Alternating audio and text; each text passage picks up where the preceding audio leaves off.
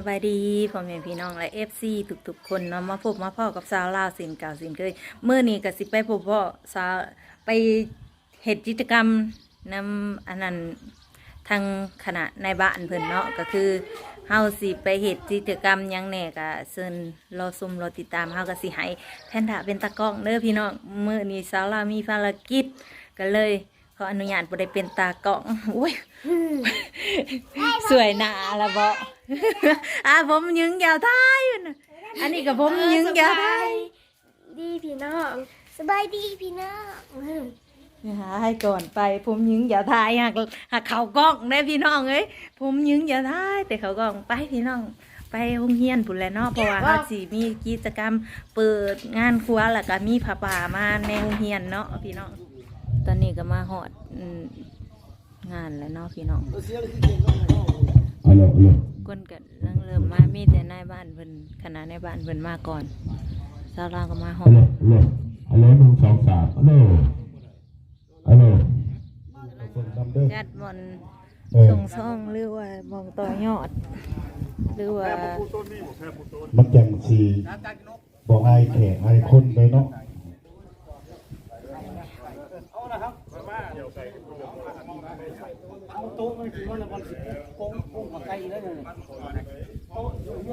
อันนี้กำลังจัด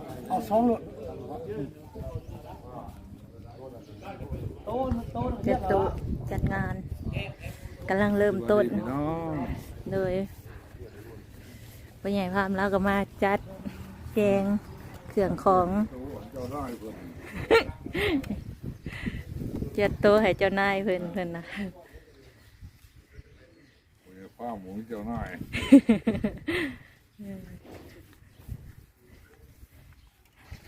คนก็ยังทรมานหลายเนาะพี่น้องน้ำหมอกสาดดอกโบแมนฝนดอก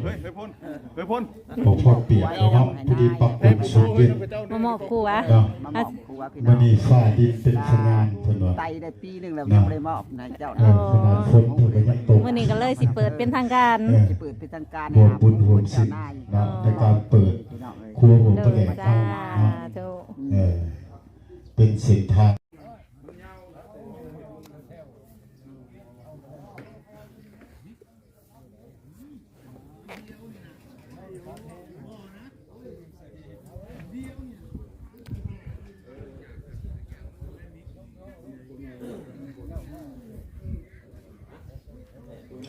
เหรอ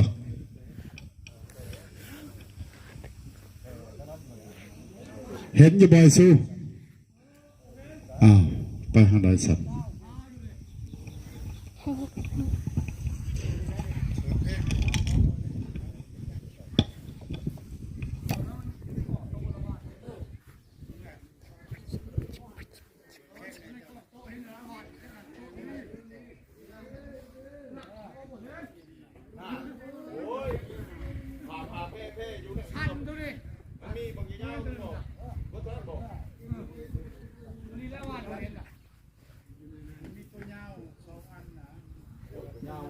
เสร็จต่างนะพี่น้อง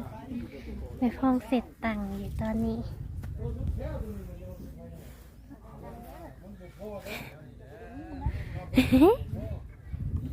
เป็นดาเป็นตาก็เชื่อ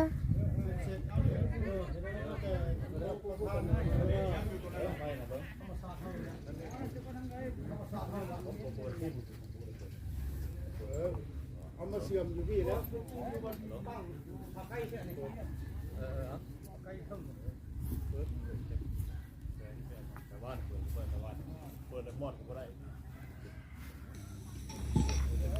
ของเวียดนามนี่แหละ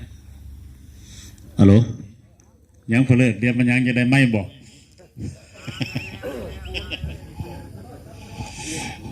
ฮัลโหล1 2 3 4ฮัลโหลแขนปันตกน้ำกันนี่แสนสร้างนะปรับอีกนิดนึงมันแขนโพดอันนี้นั่นแขนปันกินตำมักกล้วยทนี่กับตำมักเบ้นนะโลดฮัลโหลสีทุ่มๆนิดนึงแกว่า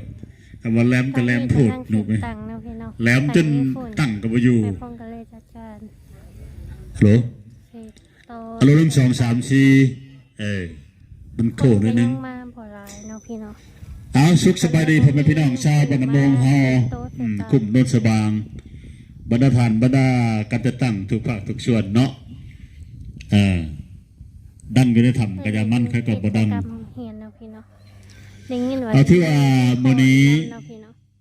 ก็เป็นแม่นมือที่มีความหมายความสำคัญของบ้านพวกเฮาเนาะกระทั่งว่าเป็นวันแห่งการรอคอยของพวกเฮาก็ได้มาบรรจบครบรอบแล้วในงานพิธีเปิดครัวกระแม่นเนาะ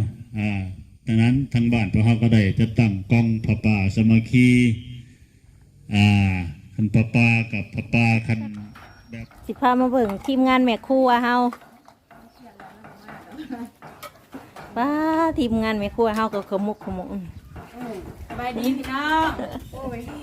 มาแต่จักโมงนี่เอาเลยนะถ้าสบายอุลา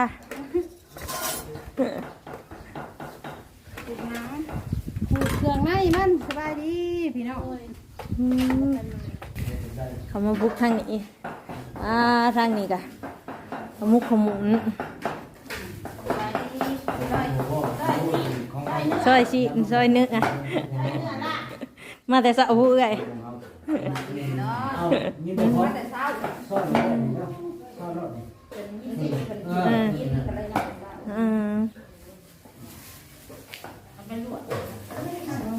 ซอยเนื้อซอยเนื้อเนาะพี่น้อง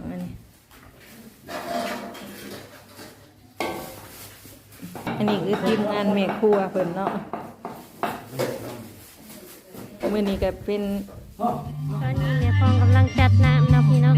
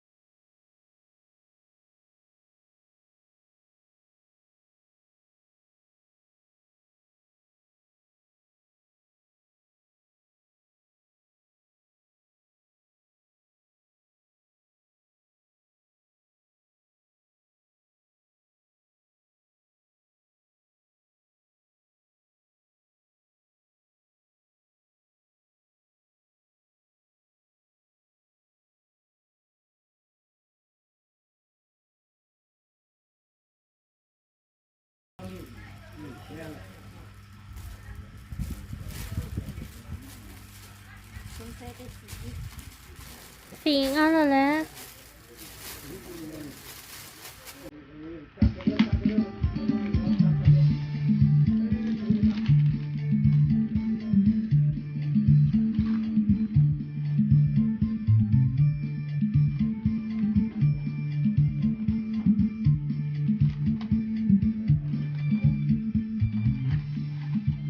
ยายน้ำนะพี่เนาะผัดยุดไว้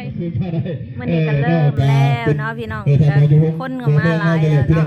ก็คือมื้อนี้เราสิมาเฮ็ดกิจกรรมงานเปิดครัวแล้วก็สังฆทานอยู่ในโรงเรียนโผดสวมโผดทึน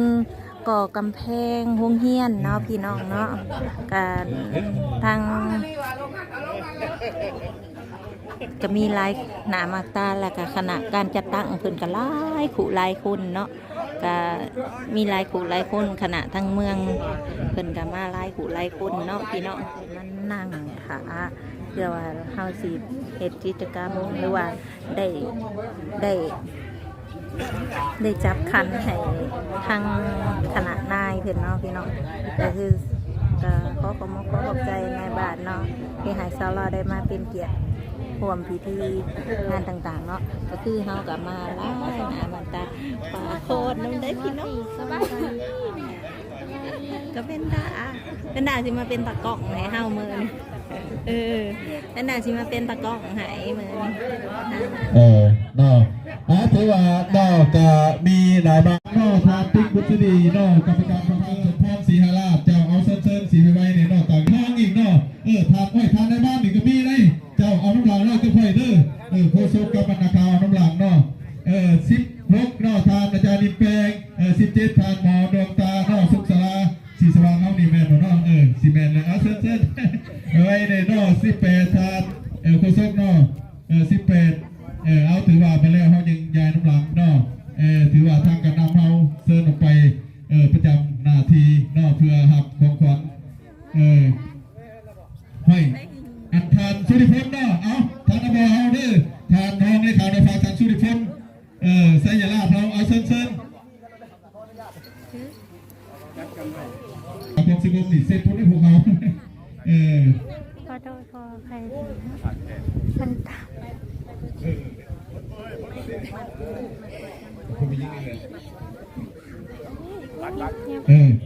หาเส้นทางน้องสาวเขาเราถือว่าทางเพลิงเขาออกไปยืนทางตลาดวิธีเนาะเพื่อเป็นเกียรติมอบให้เกียรติท่านบรรดาทานการนำขันสูงของเมืองของบ้านของเขาเอาเส้นเนาะน้องคำพองคำพองเนาะนางวีนัทเอาผู้สิมัดเป็นให้ผู้หนึ่งเด้อนางวีนัทผู้คืนไฟเนาะให้ผู้หนึ่งเอามาที่ทางการนำมาผู้ใดเนาะโอ้การนำผู้นี่อยู่ทางใต้เนาะทางตะวันตกถูกเปลี่ยนทิศ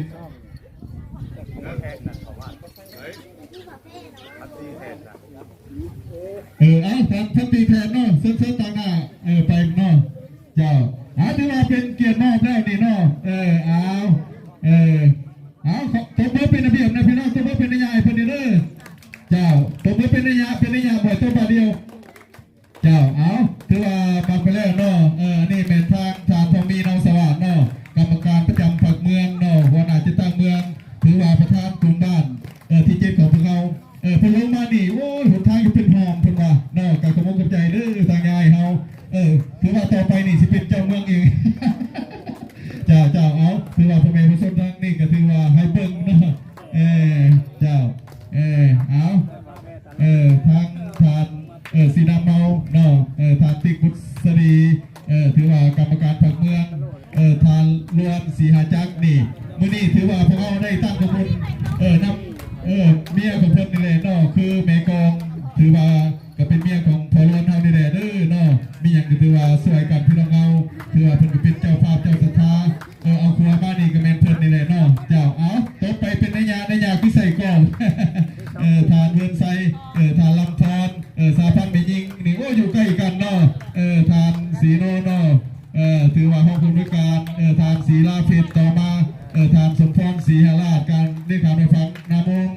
ต่อมาก็ทานวิลาทานพิษสมรโอ้มีแต่ผู้งามๆเนาะเสียที่แต่ฟอรับท่องอย่างน้อยจังหน่อยว่าอยากจะซื้อเด้อทานอาจารย์สีโนเนาะผู้บริการโรงเรียนมอปักซองเนาะมอสอปักซองผู้ขาก็เย็นจบอยู่หันเลยพี่น้องเราก็อยู่มอสอปักซองกันเลยเนาะหมอนเฮียนเฮือนเนาะสมัยตะกี้เป็นเฮือนผักก็เป็นเฮือนไม้ผู้ขาก็เฮียนจบอยู่หันเนาะเจ้าเอาทางอาจารย์นิแปลงนี่โอ้ใส่แว่นงามมือนี่เมลบมาเห็นนี่บ้าสงสัยสีห่วงอยู่ทางเนาะเพศดวงตาเฮานี่เนาะต่อมาก็เป็นทานนายบ้านสุริพลเฮาเนาะการนำขันสูงของบ้านคัดท้ายด้วยพันตีเฮาเนาะเจ้าเอาประเทศไทยถือว่าทางนักฝึกไทยเนาะ เนาะ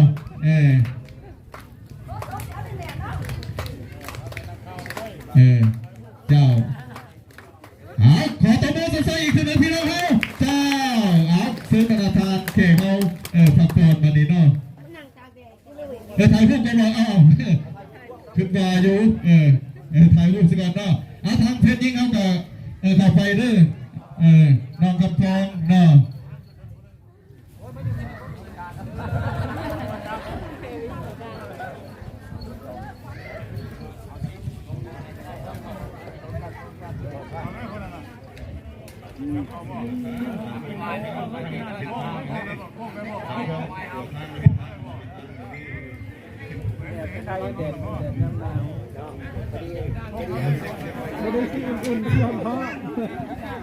ใครเนี่ยอยู่บรรยากาศวันนี้ก็ถือว่าเป็นสีครึมๆนะเดี๋ยวพิงแดดนี่ก็ถือว่าใครแน่อยู่ดอกสิบ่แห้งปานใดแต่เว้นกับลายดวงแน่ก็บ่เป็นหยังเนาะ